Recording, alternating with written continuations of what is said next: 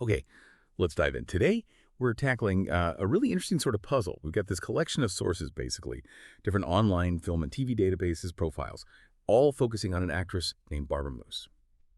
And our mission for this deep dive, it's pretty specific. We want to use only this material we have here to try and piece together a picture of her career. These sources, they give us fragments, right? Sometimes they line up, sometimes, well, they show surprising differences. The fun part, and I guess the challenge, is navigating these details, seeing what story emerges about her as a performer, strictly based on the data we've got in front of us. So yeah, join us as we try to make sense of what these diverse databases are actually telling us. Okay, so let's unpack this. Right off the bat, the sources we have. They consistently identify Barbara Moose, primarily as an actress. That seems to be our starting point. Yeah, and what's fascinating here is where this info is coming from. We're pulling from several different international platforms: Film Affinity, MUBI, TV Guide, FilmWeb over in Poland, filmportal.de from Germany, and the movie database, TMDB. Just seeing her listed across these sites, spanning different regions, that immediately tells us she has some kind of international digital footprint, even if the level of detail is, well, all over the place. Exactly. And when you look at the actual filmography mentions, you start seeing some overlaps, like both Film Affinity and TV Guide, for instance. They list Natalie, Escape from Hell, and Six Swedes at a Pump. Yes, those recurring titles. They feel like solid ground. Works may be important enough to be listed across different platforms, but then the lists start to diverge pretty quickly. Film Affinity adds La Fille à la Fourrure, Le Délire des Sangs, and Bordel SS to what it calls her known for list. So that's what, 4 films or TV series total there? And then TV Guide lists the Amherst sisters, along with those 2 overlapping titles we mentioned. So that gives her 3 credits on that particular site. So, I mean, right away we're seeing different counts and even different titles being highlighted as key works. Yeah, it immediately raises this really important question about data consistency, doesn't it? Yeah. And completeness in these databases. MUBI, for example, it just lists her as actor and mentions show all 14 credits, but it doesn't actually give us the titles, at least not in the bit we have here. Then FilmWeb, the Polish source, it specifically asks how many films she's been in and flat out says she played in 8 films. And filmportal.de, the German one, lists Ekstasen, Mädchen und Millionen from 79 or 80 and introduces a completely different name, Martine Mercier. Whoa, hold on. An alternative name, Martine Mercier. That's a bit of a curveball. So, okay, we've got counts of 4, 3, 8, a mention of 14 somewhere, plus different specific titles popping up, and now a second name from one source. Yeah. It really is like trying to assemble a puzzle where, the pieces are maybe from different boxes and some just don't seem to fit. It absolutely is. And this isn't just like a dry list of numbers. It really highlights the fundamental challenge of doing research online sometimes. No single source seems to have the complete, consistent picture. Each database probably has different criteria for what they include or how they gather their info, maybe which regions they focus on. MUBI might be trying to be exhaustive, including every little project. TV Guide might focus more on, say, mainstream releases people would recognize. FilmWeb's looking at her presence in Poland, and FilmPortal.de in Germany gives us that alias. It's not necessarily a flaw in the databases themselves, I don't think. It's more like a difference in their purpose or their scope, which you as a researcher or just someone looking this up, you have to navigate up. That makes a lot of sense. Yeah.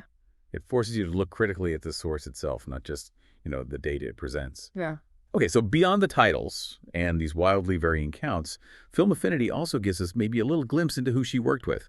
It lists Brigitte Lahaye and Richard Allen, both with 2 shared credits apparently, and Walter Baumgartner, noted for music, and Elaine Sari, each with 1 shared credit listed there. Finding collaborators, yeah, even just a few names like that, it adds another dimension, another little piece. Does knowing those names tell you anything about the potential genre or maybe the style of films she was involved in? Well, without more context on those individuals, it's hard to say definitively based only on these sources we have. But it's a small piece of connection, right? Interesting point. We also see sort of how her work is perceived, or at least noted by users, in just one place.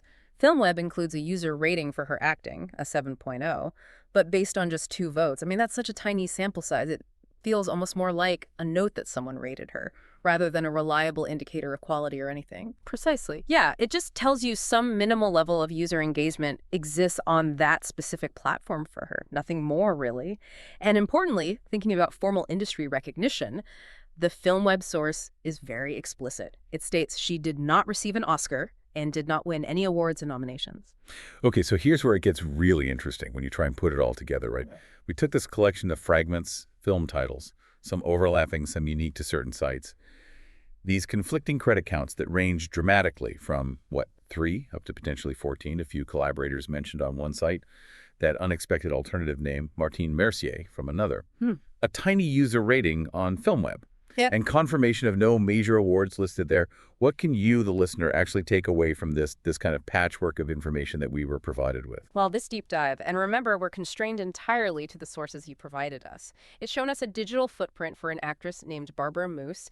We've seen she's definitely listed across various international platforms. We've identified specific works associated with her main name and found that alternative name too.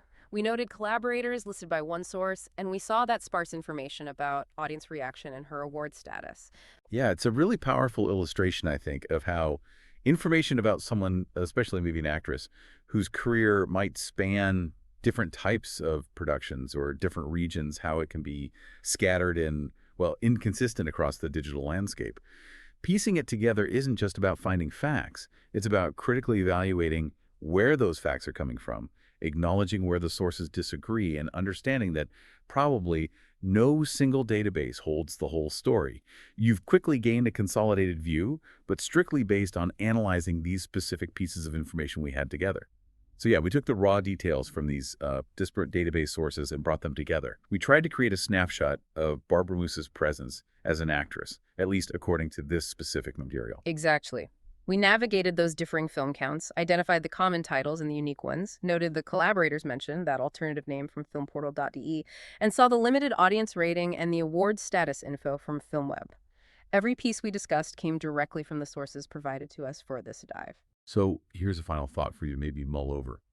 When you're doing your own research, maybe looking someone up or checking facts on a company or any topic really, and you encounter conflicting information across different online sources, maybe it's credit counts like this, maybe it's historical dates, product specs, whatever it is, how do you approach resolving those discrepancies?